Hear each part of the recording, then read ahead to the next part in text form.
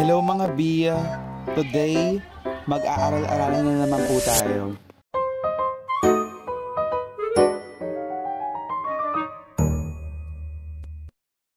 Guys, once more, good morning. So, pasok ulit tayo. So, ngayon ay samahan niyo ako pumasok ngayon. Magka-transfer lang tayo. Let's go.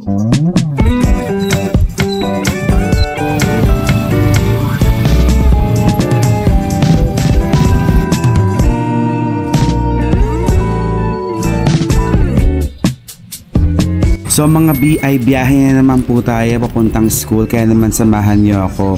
Nga pala ay niregaluhan niya ako nilagyan ng headset ni Mars J.An. Thank you so much, ang ganda. Kaya naman mga B, may magandang lalagayan na yung aking earbuds.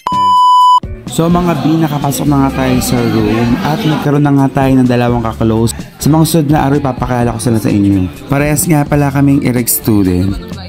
Pagkaway nga niya ay tinawag nga siya ng aming pro para mag-recite. Siya naman yung pinag-recite, grabe binisik niya lang talaga yung sagot. Ang saya niya nga dahil tapos na nga yung klase, kaya naman uwian na. Pagkatapos nga nag-early lunch na nga kami. Kain po tayo. So guys, after nga ng school, diretso kami dito sa Oria para kasalubi ang tela para sa Musay sa third stage. After nga ng school ay sinundo nga tayo ng mga churchmate natin na nakamotor dahil pupunta nga tayong Divisoria para mamili nga ng tela na gagamitin sa church setup kasama sa Tina at si Kuya Joem. Yung kasama ko nga pala si Kuya Peter. Kaya naman ingat sa amin. Sa mga babe na kabimili ng tela, ito na nga kami nagpatahi kay Kuya para nga isang puntahan na lang para na kami masyadong umikot ng umikot. Pagkatapos nga nang ipatahi yung tela ay diretso na kami agad sa may church para mag-design ng stage.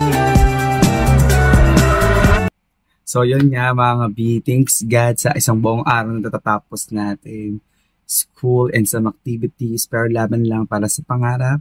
For the meantime, i-live muna po tayo. Thank you for watching and see you on my next vlog. Good night!